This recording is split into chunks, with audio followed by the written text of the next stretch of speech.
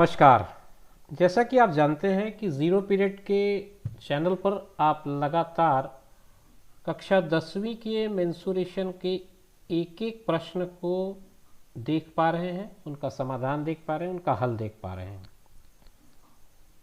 मैं zero period में welcome करते हुए आपको आज शुरू करना चाहूँगा कक्षा 10वीं के मेंसुरेशन टॉपिक पर एक्सरसाइज 2 यानी कि प्रश्नावली 2 के सवाल नंबर 6 से। छत्तीसगढ़ बोर्ड के लिए जो निर्धारित पाठ्य पुस्तक है उसकी प्रश्नावली 2 है ये, जो कि पृष्ठीय क्षेत्रफल वाला जो चैप्टर है जिसको हम मेंसुरेशन के नाम से जानते हैं उस पर आधारित है। इसके पहले प्रश्नावली 1 और प्रश्नावली 2 का पहला पार्ट ये मैंने आपके लिए अपलोड कर रखा है, आप चाहें तो जा करके विजिट करें और उस पर देख सकते हैं। आज हम शुरुआत करते हैं प्रश्न क्रमांक 6 से। प्रश्न क्रमांक 6 में है बेलन का आयतन ज्ञात करना है, त्रिज्या 3 सेंटीमीटर और ऊंचाई 14 सेंटीमीटर है।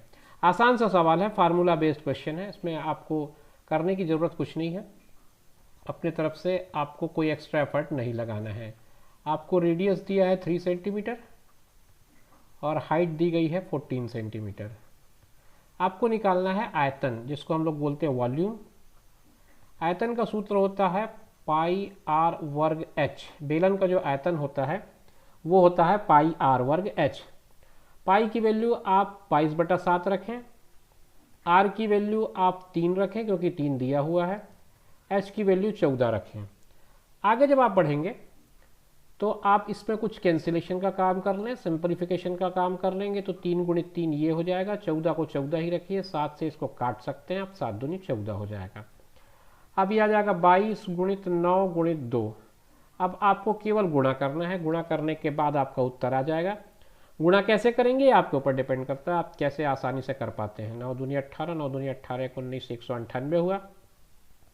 और इसको मैं अगर गुणा करूँ 198 मतलब 200, 200 का डबल हुआ 400, 400 में 4 कम कर दूँ तो 396, 396 आ जाएगा।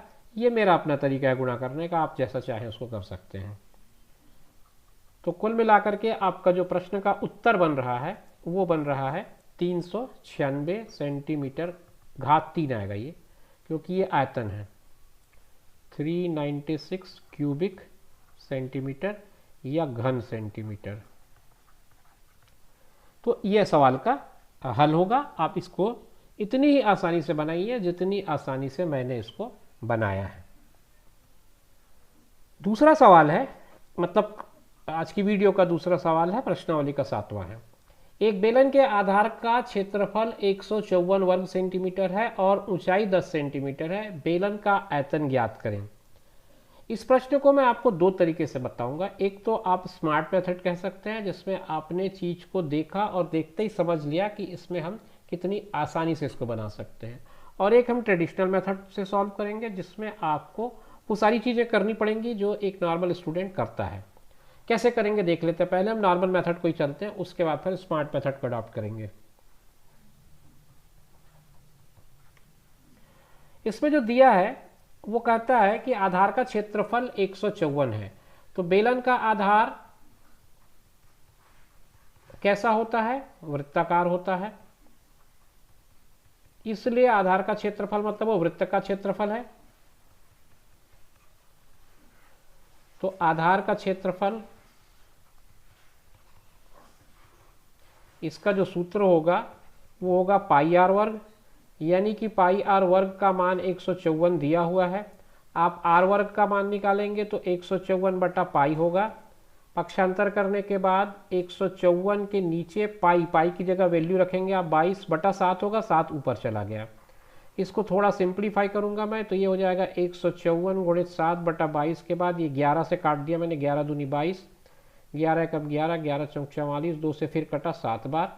ये आप चाहे तो 22 से सीधे 7 बार काट सकते थे, इसमें कोई दिक्कत नहीं थी, लेकिन ये अपनी अपनी अंडरस्टैंडिंग है, आपको कैसा आसान लगता है। तो आर स्क्वायर इक्वल टू 7 × 7 आया, मतलब आर का मान 7 सेंटीमीटर आ गया।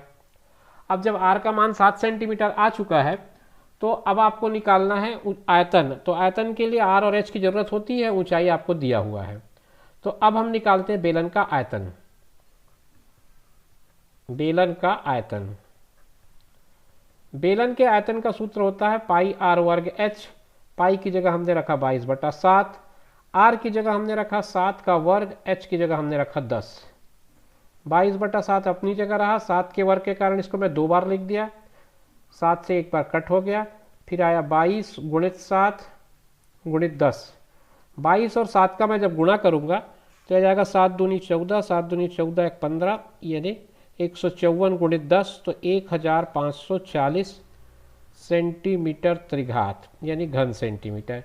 ये इस बेलन का आयतन होगा। जो बेलन अभी आपने डिस्कस किया उसका आयतन आएगा 1540 सेंटीमीटर त्रिघात। मैं उत्तर लिख देता हूँ आपके लिए, यहाँ पर लिख सकते हैं answer is equal to 1540 cubic centimetre. अब जैसा कि मैंने आपको कहा कि इस क्वेश्चन को हम एक स्मार्ट मेथड से भी कर सकते हैं, मतलब देखते ही कैसे क्विकली हम कर पाएँ उसको देखो। हमको पता है कि वॉल्यूम का फार्मूला होता है पाई आर स्क्वायर एच। इसमें से ये जो पाई आर स्क्वायर है ये तो हमारे पास डायरेक्ट दिया हुआ है, आधार का क्षेत्रफल पाई आर स्क्वायर होता है, तो कहने का मतलब पाई आर स्क्वायर तो 154 यही मिल गया ना मुझे, तो मैं क्यों आगे पीछे जाऊं, मैं सीधा इसको 154 पुट करता हूं, एच की जगह 10 रखता हूं और 1540 इसका उत्तर मात्र 3 लाइन में निकाल सकता हूं।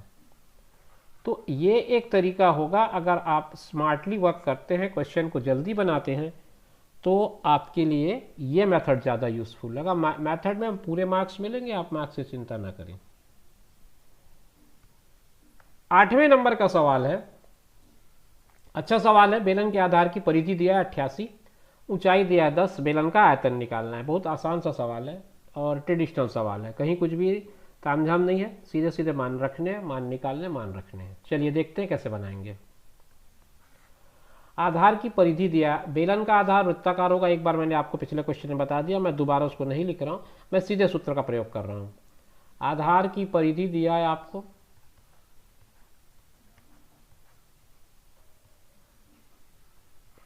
आधार की परिधि है 88 सेंटीमीटर, तो इसका मतलब 2 पाई आर का मान है 88 सेंटीमीटर। आर की वैल्यू मुझे निकालनी है, तो 88/2 पाई करूँगा। अब यहाँ से आप फिर से आप सोचिए, पाई की वैल्यू होगी 22/7, 7 को आप सीधे ऊपर भेज दें, 2 से इसको काट दें, 22 से 22 चौक 88 हो जाएगा, है ना, 2 से ये फिर कट जाएगा, तो आर का मान आ जाएगा 14 सेंटीमीटर। ये आर का मान आ गया। एच का मान आपने को दिया हुआ है 10 सेंटीमीटर। अब हमको आयतन निकालना है, तो आयतन का सूत्र लगा दें। आयतन का सूत्र होता है पाई आर वर्ग एच। पाई की जगह आप रखेंगे 22/7, आर वर्ग मतलब आर का मान आपके पास 14 है तो 14 का वर्ग रखेंगे, एच का मान 10 है तो 10 रखेंगे। पाई की जगह 22/7 रहेगा, 14 का वर्ग मतलब 14 गुणित 14 करेंगे, फिर 10 करेंगे, 7 से काट दें इसको, 2 बार कट जाएगा, या 22 गुणित 14 गुणित 2 गुणित 10। अब अपन क्या करें, 22 और 14 का गुणा करें, तो 14 दूनी 28, फिर 14 दूनी 28 और 2 30 आएगा, 308 आ गया। ये 308 आने के बाद इसको फिर 2 से भी गुणा करना है, 2 से गुणा करने पर यह आ जाएगा 616, है ना, 2 8 16 और 3 दूनी 6, फिर उसके साथ 10 का गुणा करें। तो गुणा करते समय भी थोड़ा सा स्मार्टनेस जरूरी है, आप कैसे जा रहे हैं उसको बहुत देखना जरूरी है, कहीं कुछ छूटा तो नहीं कैलकुलेशन में, आप देख लें एक बार। अगर सब कुछ सही है तो 6160 उत्तर आना चाहिए। मेरा ख्याल है सारा कैलकुलेशन सही है और यही इस सवाल का उत्तर होगा, 6160 घन सेंटीमीटर। लास्ट में आप आंसर लिख लें अपने क्वेश्चन का, आंसर आ जाएगा 6160 सेंटीमीटर त्रिघात या घन सेंटीमीटर। इसको दोनों तरीके से लिखते हैं, कुछ लोग घन सेंटीमीटर लिखते हैं, कुछ लोग सेंटीमीटर के ऊपर त्रिघात लगाते हैं। दोनों तरीका सही है, आप जो चाहें इस्तेमाल कर सकते हैं। हम पहुंच चुके हैं सवाल नंबर 9 में। सवाल नंबर 9 हमसे ये कहता है कि एक बेलन का आयतन 3080 घन सेंटीमीटर है, ऊंचाई 20 सेंटीमीटर है, त्रिज्या आपको निकालनी है। सवाल आसान है, ट्रेडिशनल क्वेश्चन है, आपको केवल वैल्यूज पुट करना है, फार्मूला पे बेस्ड है पूरा का पूरा क्वेश्चन। आयतन का सूत्र लगा देंगे, ऊंचाई आपको दिया हुआ है। बेलन का आयतन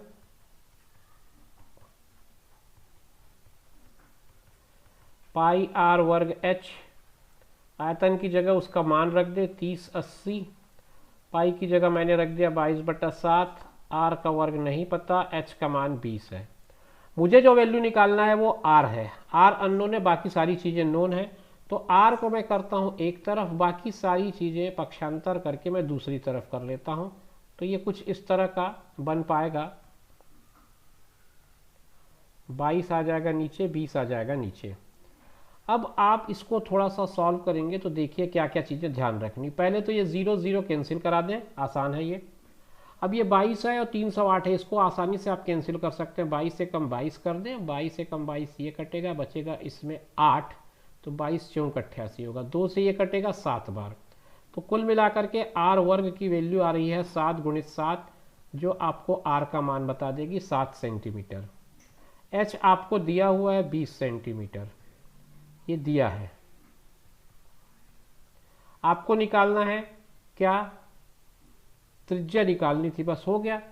आगे बढ़ने की ज़रूरत ही नहीं, मैं क्यों ज़बरदस्ती एच का मान लिख रहा हूँ, मुझे लगा आगे और कुछ करना होगा। ठीक है, हमारा सवाल तो यहीं पे बन गया है, तो बस लास्ट में आप अपना आंसर लिख लें। आपके प्रश्न का उत्तर आ रहा है 7 सेंटीमीटर। ये आपके सवाल का जवाब हो जाएगा। हम लोग पहुंच गए हैं प्रश्न नंबर 10 में। प्रश्न नंबर 10 ये कहता है कि एक 35 सेंटीमीटर ऊंचाई वाले जार यानी कि वेसल में 11 लीटर जूस आता है, जार का व्यास ज्ञात कीजिए, 1 लीटर बराबर 1000 घन सेंटीमीटर। एक चीज़ ध्यान रखिए, कई बार क्या होता है, कई बार क्या मतलब मोस्टली ये होता है कि ये जो हिंट वाला पार्ट है 1 लीटर बराबर 1000 घन सेंटीमीटर, ये आपको परीक्षा में नहीं मिलेगा। परीक्षा में आपका क्वेश्चन यहीं पे आके एंड हो जाएगा, जार का व्यास ज्ञात कीजिए पे। तो इसलिए आप ध्यान रखें कि आपको जब सवाल करने हो तो आपको ये सारे यूनिट का कन्वर्जन, यूनिट का एक इकाई का दूसरी इकाई में परिवर्तन आपको आना चाहिए भली भांति। अगर आपको ये कन्वर्जन नहीं आएंगे तो फिर आपके लिए दिक्कत होगी क्वेश्चन को सॉल्व करने में। चलिए कुछ चीज़ें हम पहले कर लेते हैं, उसके बाद हम आगे बढ़ेंगे जो इसमें ज़रूरी है। देखो, इसने दिया है 1 लीटर बराबर 1000 घन सेंटीमीटर, तो 11 लीटर का मतलब कितना हो जाएगा, 11000 घन सेंटीमीटर। यही जार का आयतन होगा, इसलिए जार का आयतन बराबर 11000 घन सेंटीमीटर, ये आयतन है। और जार जो है वो आपका एक बेलन है, तो बेलन के आयतन का सूत्र लगाना है। बेलन का आयतन का सूत्र आप लगाइए इसमें, और जो जो वैल्यूज़ आपके पास हैं उनको पुट कर दीजिए। आपके पास आयतन है 11000, पाई आप नहीं जानते लेकिन 22/7 होता है उसका मान। आर आपको नहीं दिया है, एच आपके पास है 35, ये भी सेंटीमीटर में ही है, देख लीजिए इकाई दोनों जगह आप सेंटीमीटर में हो गई है। तो लीटर को हमने कन्वर्ट कर दिया है घन सेंटीमीटर में। ये सबसे पहला टास्क था, अगर इसके किए बिना आप चलेंगे, यानी कि वॉल्यूम को अगर केवल 11 लेके चलेंगे तो फिर आपका सवाल नहीं बन पाएगा। अब मुझे इस r² की वैल्यू निकालनी, ये वाले पार्ट की वैल्यू निकालनी है, तो मैं सारी चीज़ों को इधर ही पक्षांतर कर दूं, बटा कर देते हैं 22 और 35 का, और r² को खाली छोड़ देते हैं।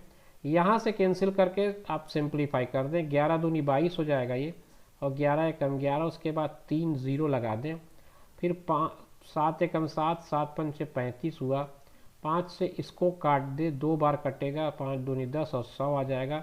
2 से इसको फिर काटेंगे तो आएगा 100। तो कुल मिला के आर वर्ग का मान आया 100, जो आपको बताता है कि आर का मान होगा 10। ये आर का मान है, मतलब आपकी त्रिज्या है 10 सेंटीमीटर। तो जार की जो त्रिज्या आई है वो आई है 10 सेंटीमीटर। मगर आपका टास्क यहाँ पूरा नहीं होता, जार का आपको व्यास निकालना है। ये ध्यान रखें क्या क्या पूछा है, तो उस हिसाब से जार का व्यास जो बनेगा वो बनेगा 2 × r, यानी कि 2 × 10 यानी कि 20 सेंटीमीटर। इसका जार का व्यास आएगा।